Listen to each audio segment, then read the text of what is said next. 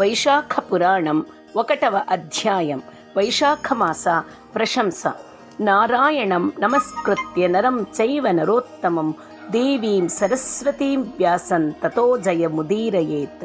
సూత మహర్షి శౌనకాది మహర్షులను ఉద్దేశించి ఇట్లు పలికెను: మహర్షులారా వినుడు.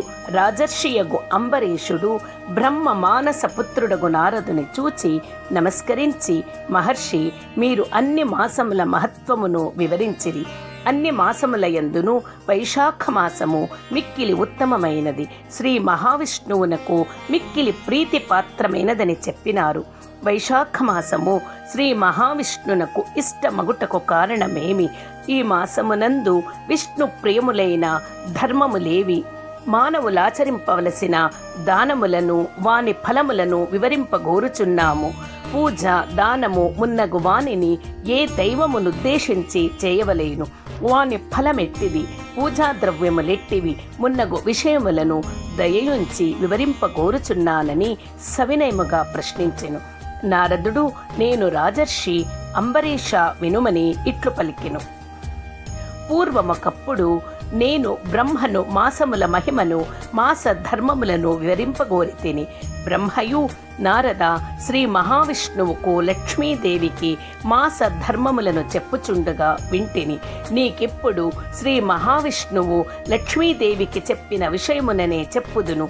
మాసములన్నింటిలోనూ కార్తీకము, మాఘము, వైశాఖము ఉత్తమములు. ఆ 3 మాసములలో వైశాఖ మాసము మిక్కిలి ఉత్తమము.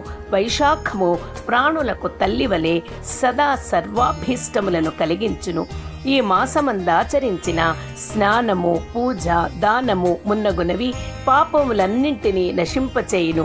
ఈ మాసమున చేసిన స్నాన, పూజ, జప, దానాదులను దేవతలు సైతము తలవంచి గౌరవింతురు. విద్యలలో వేద విద్యవలే, మంత్రములలో ఓంకారము వలె, వృక్షములలో దివ్య వృక్షమైన కల్ప వృక్షము వలె, ధేనువులలో కామధేనువు వలె, సర్వ సర్పములలో శేషుని వలె, పక్షులలో గరుత్మంతుని వలె, దేవతలలో శ్రీ మహావిష్ణువు వలె, చతుర్వర్ణములలో బ్రాహ్మణుని వలె, ఇష్టమైన వానిలో ప్రాణము వలె, సౌహార్దములు కలవారిలో భార్య వలె, నదులలో గంగానది వలె, కాంతి కలవారిలో సూర్యుని వలె, ఆయుధములలో చక్రము వలె, ధాతువులలో సువర్ణము వలె, విష్ణు భక్తులలో రుద్రుని వలె, రత్నములలో కౌస్తభము వలె, ధర్మహేతువులకు మాసములలో వైశాఖ మాసము ఉత్తమమైనది. విష్ణు ప్రియమగుట చేతనే వైశాఖ మాసమును మాధవ మాసమనియు అందురు. విష్ణు ప్రీతిని కలిగించు మాసములలో వైశాఖ మాసమునకు సాటి అయినది లేదు. సూర్యుడు మేష రాశియందుండగా వైశాఖమున సూర్యోదయమునకు ముందుగా నదీ తటాకాదులలో స్నానమాచరించినచో శ్రీ మహావిష్ణువు లక్ష్మీదేవితో కలిసి అతి ప్రీతితో వానినుద్ధరింపనించును. ప్రాణులు అన్నమును తిని సంతోషమునందినట్లు శ్రీ మహావిష్ణువు వైశాఖ స్నానమాచరించిన వారి విషయమున సంప్రీతుడగుచున్నాడు. అట్లు వైశాఖ స్నానమాచరించిన వారికి అన్ని వరములనీయ సిద్ధమై ఉన్నాడు. వైశాఖ మాసమున ఒకసారి మాత్రమే స్నానమును పూజను చేసినను పాప విముక్తుడై విష్ణులోకమును చేరుచున్నాడు. వైశాఖమున వారమున్నాళ్ళు స్నానాధికమును చేసినను ఈ మాత్రమునకే శ్రీహరి అనుగ్రహ బలమున కొన్ని వేల అశ్వమేధ యాగములను చేసినచో వచ్చునంతటి పుణ్యమునందును. స్నానము చేయు శక్తి లేక స్నాన సంకల్పము దృఢముగానున్నచో అతడు 100 అశ్వమేధ యాగములు చేసినంత పుణ్యమునందును. సూర్యుడు మేషరాశిలో నుండగా వైశాఖ స్నానము నది అథవా ఏరులో చేయవలెనని సంకల్పించిన వాడై అశక్తుడై ఉన్నను కొంత దూరమైనను ఇంటి నుండి ప్రయాణమైన వాడు వైశాఖమున నదీ స్నాన సంకల్పము దృఢమగుచున్నదు. విష్ణు సాయుధ్యమును పొందును. అంబరీష మహారాజా, సర్వలోకములయందున్న తీర్థదేవతలు బాహ్య ప్రదేశముననున్న జలము నది అయినను తటాకమైనను సెలయేరు అయినను అందు చేరి ఉండను.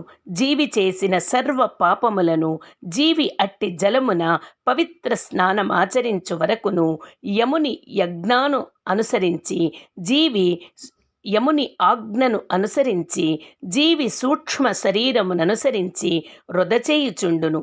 జీవి వైశాఖమున అట్టి బాహ్య ప్రదేశమున ఉన్న జలమున స్నానమాచరింపగనే ఆ జలమునధిష్ఠించి ఉన్న సర్వతీర్థ దేవతల శక్తి వలన ఆ జీవి చేసిన సర్వ పాపములు హరించును.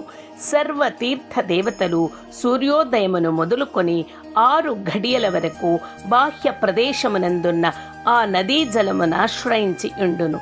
ఆ జలమున తామున్న సమయమున స్నానమాచరించిన వారికి హితమును కలిగింతురు, చేయని వారికి శాపాదులచే నశింపచేయుదురు. వారు శ్రీ మహావిష్ణువు ఆజ్ఞననుసరించి ఇట్లు చేయుదురు.